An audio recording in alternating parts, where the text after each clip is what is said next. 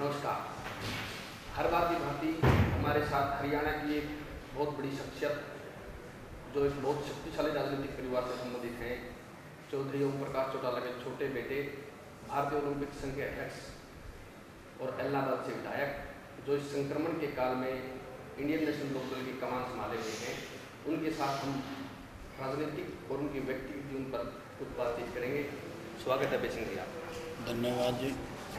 Sir, सबसे पहले मैं ये जानना चाहूँगा कि आप एक राजनीतिक परिवार से हैं, तो आपको राजनीति में आने की प्रेरणा आपके दादा स्वर्गीय चौधरी देवीलाल जी के संघर्ष से या आपके पिताजी के संगठन क्षमता से चौटाला साहब की, आप किससे प्रेरित थे? चौधरी देवीलाल के उस संघर्ष में जीवन से मिली जो उन्होंने इस देश के गरीब के लिए, कमेरे के लिए, किसान के लिए, पिछड़े के लिए अपने जीवन में सबसे ज़्यादा वक़्त जिस समाज को ऊपर उठाने में उन्होंने लगाया, उससे न केवल मुझे प्रेरणा मिली बल्कि देश के बहुत से युवाओं को इस बात की प्रेरणा मिली। उसी प्रेरणा का एक सूत्र रहा। उस प्रेरणा की वजह से इस देश के अंदर पहली दफ़ा अगर किसी ने बदलाव लाने का काम किया, या तो सन 1977 में आया और या फिर 89 के अंदर बदलाव आया, तो 89 में चौधरी देवीलाल ने पूरे देश का भ्रमण करके युवा वर्ग जो उस वक़्त का था राजनीति में, उसको आगे बढ़ाने का काम किया और उसी की वजह से देश में बदलाव आया।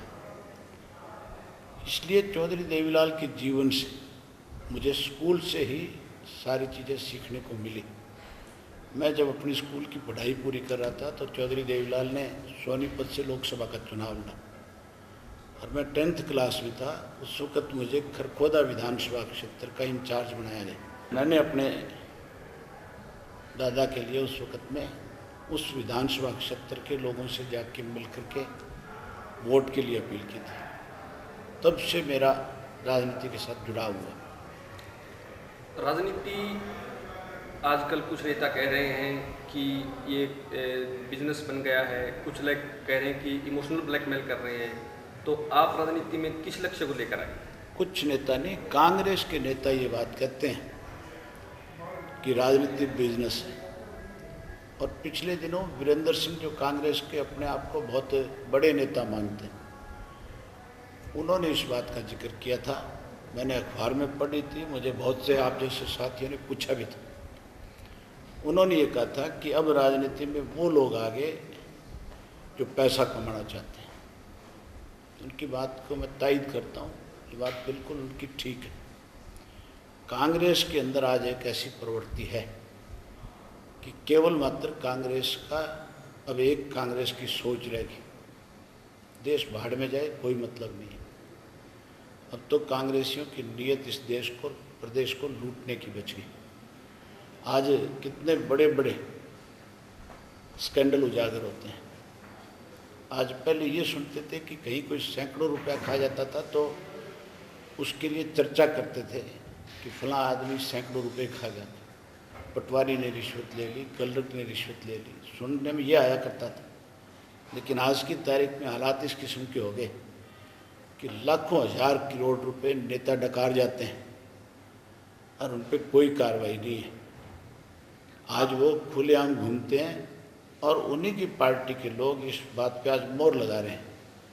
तो आपका वीरेंद्र सिंह का जो बयान था, उसका कहने का मतलब सिर्फ एक था कि इस प्रदेश को भूपेंद्र सिंह हुड्डा की सरकार ने लूट के खा लिया। तो आप ये मान रहे हैं बेसिंग जी कि भ्रष्टाचार न केवल हरियाणा में अपितु पूरे भारतवर्ष में लोकसभा चुनाव में और हर राज्य के विधानसभा चुनाव में मुख्य मुद्दा रहेगा, खासकर जो आगामी 5 स्टेटों में इलेक्शन हो रही है उनको लेकर? आज तो मुद्दे दो हैं, महंगाई और भ्रष्टाचार। आज महंगाई आसमान को छू रही है और भ्रष्टाचार उससे भी आगे। पुराने वक्त में किताबों में पढ़ते थे, बुजुर्गों से सुनते थे कि अंग्रेज़ आया था, मुसलमान आया था, इस देश को लूट के ले गया था। हिंदुस्तान सोने की चिड़िया कहलाते थे। पिछले दिनों में फिर एक चीज़ आई थी सामने कि हिंदुस्तान दुनिया की तीसरी ताकत के रूप में उभर कर के आ रहा है। लेकिन इन कांग्रेसियों ने तो उस तीसरी ताकत को भी ख़त्म करने का काम किया। हमें आज छोटे छोटे मुल्क जो हैं जिनकी औकात ना के बराबर है वो भी आँख दिखाते हैं। ये पाकिस्तान रोज़ाना हमारे ऊपर किसी न किसी रेंज पे जाकर के बमबारी करता है। हमारा डिफेंस मिनिस्टर, प्रधानमंत्री मुख्य दर्शक बन करके सारी चीज़ों को सहन कर रहे हैं और उसमें अगर इनसे कोई जवाब तलब करता है तो ये जवाब नहीं देते उसमें। आज नेपाल जैसा मुल्क जो है, आज बांग्लादेश जैसा मुल्क है, ये भी हमें आँख दिखाते हैं। जो एक इसका मतलब वो तीसरी ताकत भी इन्होंने ख़त्म कर दी हमारी। आप मुकाबला इंडियन नेशनल लोकदल का कांग्रेस से या जो एक नया गठबंधन बना है पिछले उपचुनाव में, हिसार उपचुनाव में बना था, हरियाणा जनहित कांग्रेस और भारतीय जनता पार्टी का गठबंधन है, इनमें से आप किसके साथ अपना मुकाबला मान रहे हैं? आज की तारीख में अगर लोकसभा और विधानसभा के चुनाव होते हैं तो हम लोकसभा की 10 सीट जीतते हैं। आज प्रदेश की जनता जो है कांग्रेस से दुखी है। और जिस दूसरे गठबंधन की आप बात करते हैं उस गठबंधन में तो कांग्रेस की बी टीम के लोग शामिल हैं। कैप्टन अभिमन्यु का मैंने बयान पढ़ा था, उसने सही मायने में अब जाकर के भारतीय जनता पार्टी के लोगों के समझ में आने लगी है कि तुम्हारी पार्टी नेशनल पार्टी है। पहले तो यहाँ के लोकल नेताओं ने भारतीय जनता पार्टी को हजका से भी छोटा कर रखा था और शायद छोटी सोच की वजह से छोटी बात करते थे। उन्होंने ये सोच लिया कि हजका के सिंबल पे 6 जीत गए थे, हमारे 4 जीते, इसलिए हजका हमारे से बड़ा संगठन है। लेकिन अब उनके समझ में आ गया कि तुम्हारी जो पार्टी है वो नेशनल लेवल की पार्टी है, तुम्हारे सामने हजका जो है उसका कोई आधार नहीं है। इसलिए उन्होंने कल परसों में ये बयान दिया कि हजका छोटी पार्टी और हम बड़े हैं। देर आए दुरुस्त आए, कम से कम इन लोगों को समझ तो आने लगी। उनको समझ उस दिन अच्छी तरह से आ जाएगी जब कुलदीप सिंह खड़ा होकर के राहुल गांधी की प्रशंसा करेगा और कांग्रेस में जाने का अपना रास्ता बना लेगा। तो यानी आप ये मान रहे हैं कि एट प्रेजेंट जो हरियाणा में सिचुएशन है उसमें आपकी पार्टी गठबंधन और कांग्रेस दोनों क्लीन स्वीप करने जा रही है? नहीं, तो हमारा संगठन है। हमें तो कांग्रेस के लोग भी, मीडिया के लोग भी, प्रदेश के आम आदमी की ज़बान पे ये चर्चा में ला दिया था जब हम 9 विधानसभा की सीट जीत पाए थे और 9 के बाद जब अगला चुनाव आया था तब ये कहने लगे थे भी अब लोकदल का खाता नहीं खुलेगा। और जब हमने 32 सीट जीती तब लोगों ने हमें चल करके ये कहा कि अगर हमें ये पता होता कि आप इस स्थिति में आकर के खड़े हो जाओगे तो हम आपकी सरकारी बना देते। आज हर आदमी की ज़बान पे प्रदेश में, प्रदेश नहीं बल्कि आज देश में हर आदमी की ज़बान पे एक ही बात है कि हरियाणा में अगर किसी राजनीतिक दल का वजूद है तो उसका नाम इंडियन नेशनल लोकदल पार्टी है। आप जिस क्लीन स्वीप की बात कर रहे हैं वैसे ही, चाहे वो 97 में था, चाहे वो 87 में था, जब चौधरी देवीलाल ने पूर्णतः हरियाणा को कांग्रेस मुक्त कर दिया था, लेकिन उसमें एक छोटा सा जो सहयोग रहा है, वो जो पेंच रहा है कि आपकी पार्टी ने बगैर गठबंधन कभी कांग्रेस को नहीं हराया। तो इसके बारे में आप क्या कहें? आपकी बात ठीक है कि क्लीन स्वीप जब भी हुआ गठबंधन की वजह से हुआ, लेकिन हमने कभी गठबंधन तोड़ा नहीं। ये बात उन लोगों से पूछी जाए जिन्होंने गठबंधन में अपना हाथ पीछे खींचा। आज हमें किसी से भी गठबंधन की जरूरत नहीं है। हमारा गठबंधन प्रदेश की जनता से है और जनता मन बना चुकी है कि भी कांग्रेस पार्टी को ख़त्म करने के लिए केवल एक उद्देश्य है और केवल एक ही उनके सामने पार्टी खड़ी दिखाई देती है जो हमारी है। मेरे बारे में पूरे प्रदेश के लोगों को एक बात का अच्छी तरह से पता है, मैं किसी बात की हामी नहीं भरता और हामी भरता हूँ तो उसको पूरा करता हूँ। उसके लिए मुझे किसी हद तक जाना पड़े, फिर मैं पीछे नहीं हटता। आदमी के जीवन में बहुत से उतार चढ़ाव आते हैं, बहुत से ऐसे वक्त भी आते हैं कि आदमी उनसे सीखता है। कि आज हमारे सामने जो संकट है ये भी एक मान करके चलो कि एक सीखने वाला वक्त हमें मिला है।